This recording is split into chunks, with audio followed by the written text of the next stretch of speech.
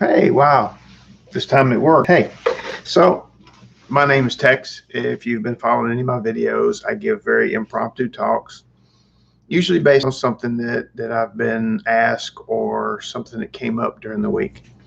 My last video I did, I specifically promised that I would do the next video on interpersonal effectiveness, and this is a communication thing. So as your DBT skills go, usually you shift through 4 certain skills when you're doing the skill set, which is part of dialectical behavior therapy. So you have mindfulness, then usually you move into distress tolerance and emotional regulation, and then lastly you move into interpersonal effectiveness. It's not just interpersonal communication, but interpersonal effectiveness. Now, communication is a big part of that, and I wanted to get into that specifically today, and you're going to find that as I explain this, it's going to take longer than one little video just to give you a taste of it all. And in with that also is the idea that I need to sort of get you used to relaying back to those other skills. In other words, why mindfulness was so important, why it's so important to have some distress tolerance, some emotional regulation. So the first part of this to me is communications, and understanding communications is more than just being able to tell somebody something or to speak at people. Communication is a flowing network of stuff from you to me and me to you. If I want to relay information to you, it's not just about what I want to say. I can't rely on those excuses. Well, that's not what I meant, or this is what I want, or this is what I intended. I have to be able to gauge how you're receiving my message, and then also figure out if that's what I want and how to shape my message literally in the middle of what I'm saying. If I start to talk about something and I can tell I'm losing you, then I'm actually not going to get my message across to you. And those old standbys of just say it louder or scream at the other person, not very effective. Won't do what you want. When you were kids on the playground, you can see people the kids will shout at each other, thinking whoever's loudest is the one that will be heard. Or even in that sense of where you intimidate people. And I'm not just talking about through physical intimidation, but you scare them or you wear them down or you do these things to try to get your point across. You may not get what you want. They may not understand you. They may temporarily comply, but they didn't understand you. So one of the first things you have to do is realize to be a good communicator, you yourself have to be a very good listener. In other words, communicating is not just about words leaving from your mouth and roaring out at the other people. It's also about you being able to receive and listen. So even before you communicate your message to somebody, you have to be able to effectively listen to other people.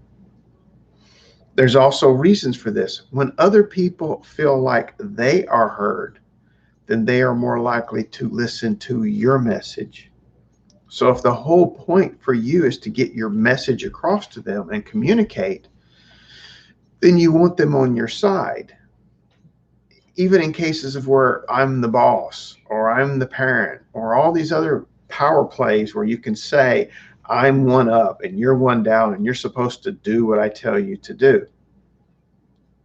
Part of getting people to comply is being able to effectively communicate and getting them to want to comply, not just to comply. People who comply through force or manipulation will tend to also then not do it when you're not around, try to find a way out of it, try to find a way to half-ass do it, but anything they can to mess up the program. So again, effective communications. Now, part of that is 2 skills that you need to pick up, which I'm going to center on this video as I take you into communication. So for those of you that want a quick, fast answer, gee, I'm sorry, watch puppy dogs wearing sunshades, listening to weird music, or whatever else it is on YouTube that you want to entertain yourself, because this is not what you're going to get today. It's going to take a little time. It will be worth it. I promise you. If you use the stuff I give you, you will become a more effective communicator. You will get your point across. And that's the whole point of being effective interpersonally. Now, there's a lot of other stuff that goes into it. I'm going to get to those in the following videos. But right now, we're just going to focus on the communication part. In other words, having a conversation. And then I'm also going to show you why those other skills come into play very quickly when you're trying to be an effective communicator. So, active listening and reflective listening. What do those mean, and how does this come into it? Being an active listener means that my mind is open and that I am listening to what you say in such a manner that I don't have a ton of preconceived notions or blockouts or things going on. I'll give you an idea. One of the problems that can be when you're talking to somebody is you've got a message that you want. And I know you've been there. You've watched kids do it. You've probably watched adults do it. They have a question they want to ask, or they have a point they want to make, or they have something going on. And in the middle of that, all they do is keep focusing on what they want to say so that they don't even hear the other person talk. The other person might have something very important to say. The other person might even be answering your question. And this I know you've seen, and it's funny as hell to me. You'll be at a class, or you'll be at some kind of thing where they're teaching people, or they're putting out information, and they'll explain in detail, this is how you do this. This is A, B, and C, the steps to do this. Now, does anyone have questions? There will be somebody in the audience who was so determined to ask their question that they blocked out everything coming in, and they kept trying to go, okay, wait, it's my turn. I'm going to talk. It's going to be my turn. I'm going to ask them. I'm going to speak. I want to find out. I want to know how to get from A, B to C and get A, B, and C done. Yeah, that's my question. That's my question. And they totally did not hear the answer. And then they asked the question that was literally just answered. Or they have something on their mind they want to say. And it could be, that you made me angry. I'm upset. I didn't like this thing going on. And they're so focused on waiting for their turn to say this that they don't listen to what the other person has to say. And I don't just mean hear, I mean listen. As you lock in and listen to people with an open mind, then it allows the other person to feel heard and maybe even feel understood. Once they feel that way, they're much more likely to want to hear what you have to say. So not only might you get the answer to the information you're seeking, the point that you want to make may already be made. You're latched onto an idea that you're literally going la, la, la, la, la, la, la, and blocking them out, waiting to say what you have to say. So active listening is about being that open-minded listener, participating in the conversation, and taking what they have to say, giving them a chance to make their point, and listening to their point, and thinking about it. Now, some people go, well, yeah, but if I don't say what I'm going to say, I'm going to explode, or I'm going to forget what I have to say. Okay, if it's so damn important, take a piece of paper, write down what it is that you're thinking. Maybe it's a question about something, or maybe it's a point you want to make. Write it down. And then push that piece of paper to the side. It's there now. So that before that, you can even say, hey, there's something I want to ask, but I want to push this aside. When we're done with what you want to say, I want to get to this. And then you relax and open up and listen to what they have to say. Being an active listener means participating open-mindedly with what's going on and clarifying.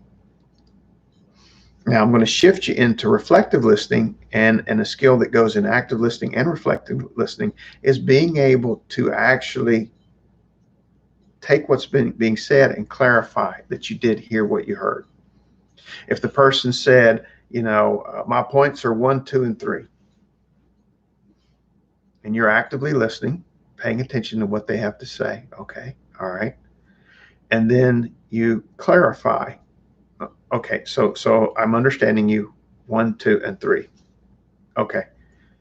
Because sometimes you think you heard something and you didn't really hear what was being said. Or maybe even you did hear it quite accurately. It's not what they meant. And once you repeat it back to them, like, oh, no, no, no, no, no, I'm sorry, I'm sorry. That's not what I wanted. I wanted this. I wanted this to be the point I get across to you. Now you've let them know that you're listening. See how now we're sliding into this, what I call reflective listening, and you can look it up online. It's great. It's building rapport and reflecting back to the person the things that they said to you. And you also take a minute to slow down and speak with them at their level. In other words, if the person that you're talking to is speaking a little bit faster like this or whatever, and you want to get in sync with them to let them know you're listening and you care, you reflect back that speed, that tone.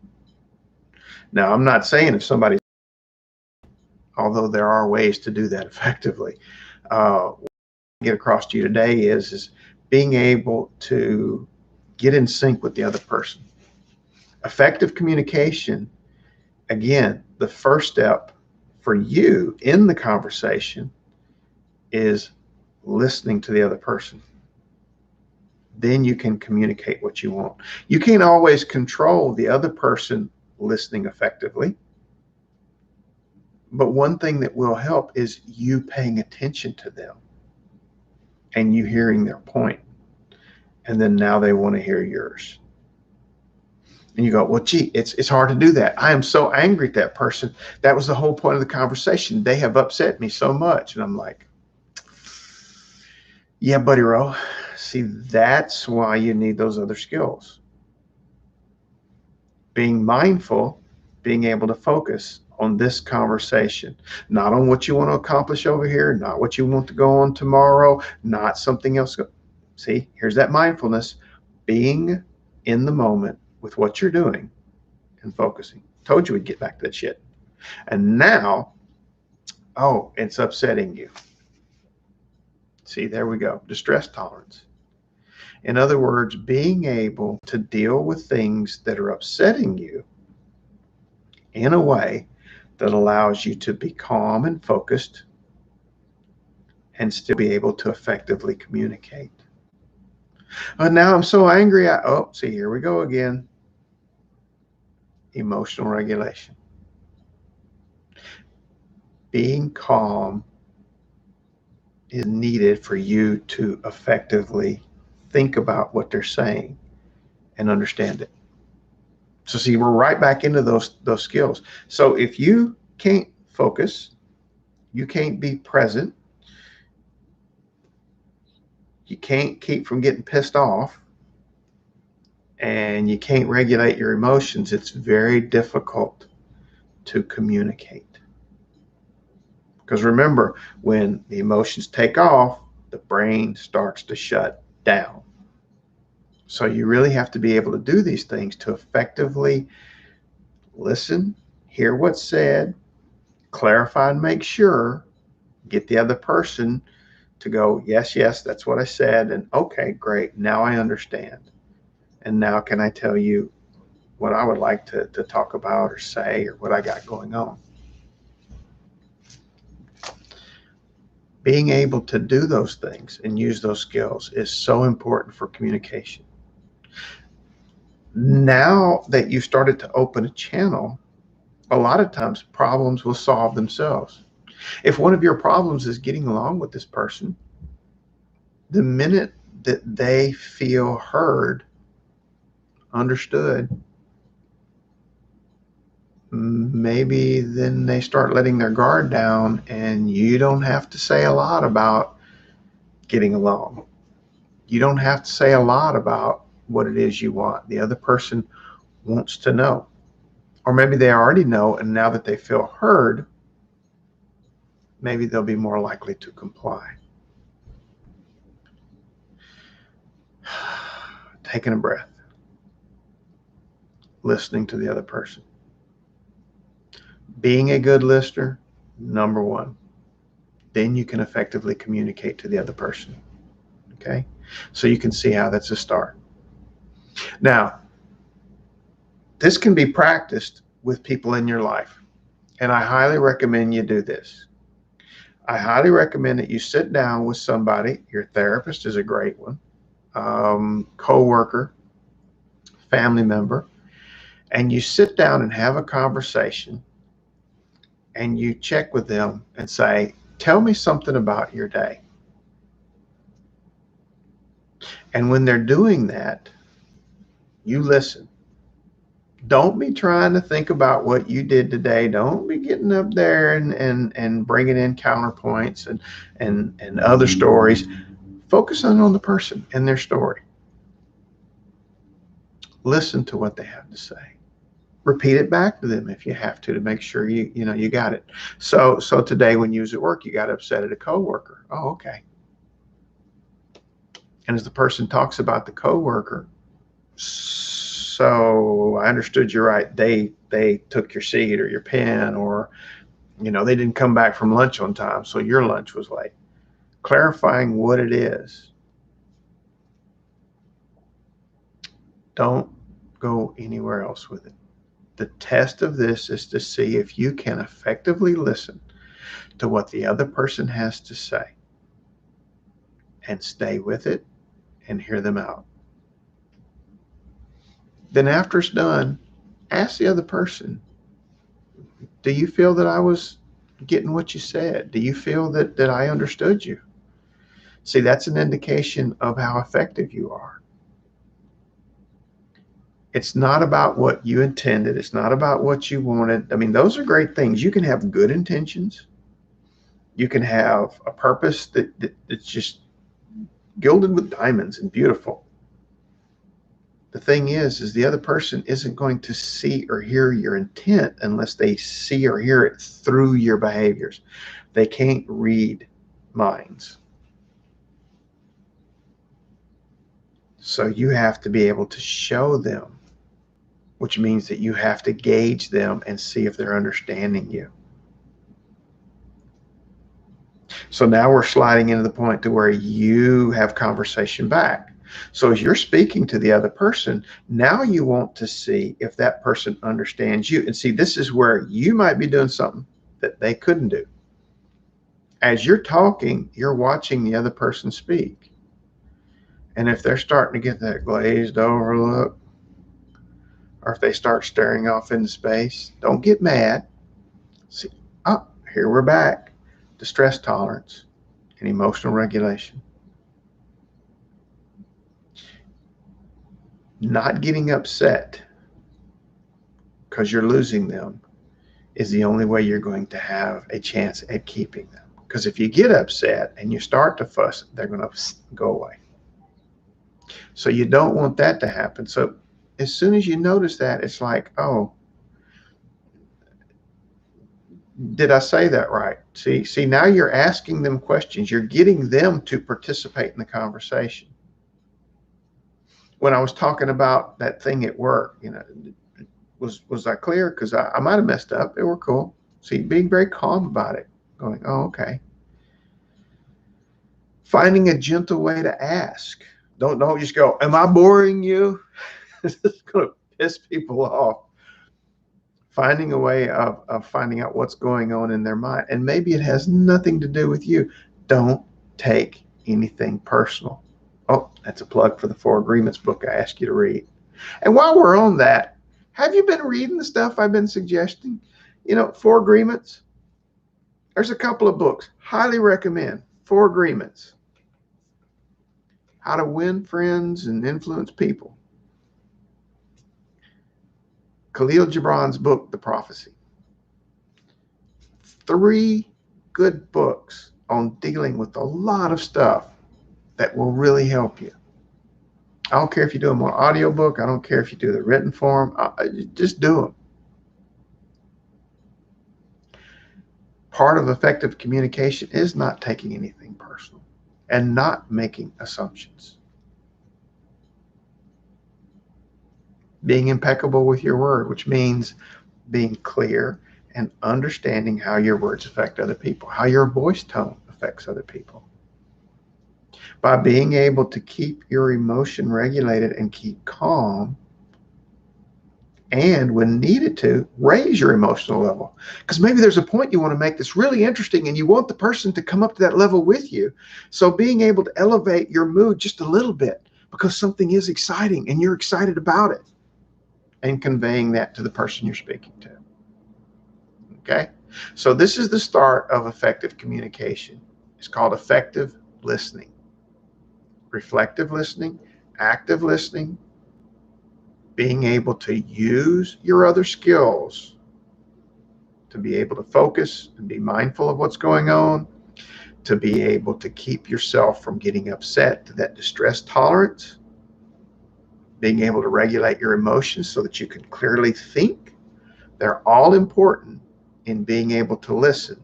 And being able to listen is essential to being able to communicate and to talk to other people. Okay? So I'll pick up from where I left off next time. I hope you have a great day. Thank you very much for taking the time to listen. See you later. Bye.